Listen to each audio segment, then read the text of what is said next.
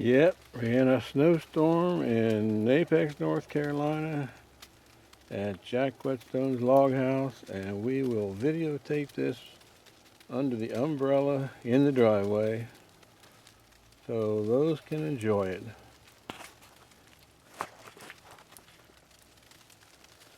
Zoom in on the well house.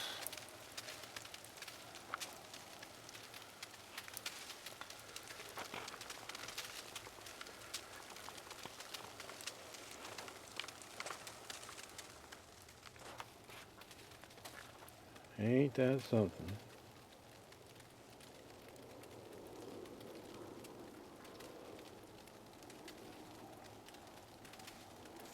On 2 acres of land outside of Raleigh, North Carolina, in Apex, North Carolina, zip code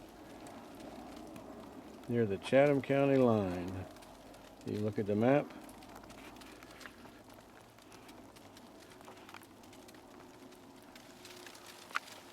And nobody's swinging on the swing set today, but it's a nice close-up. And that, my folks, is a lot of snow coming down.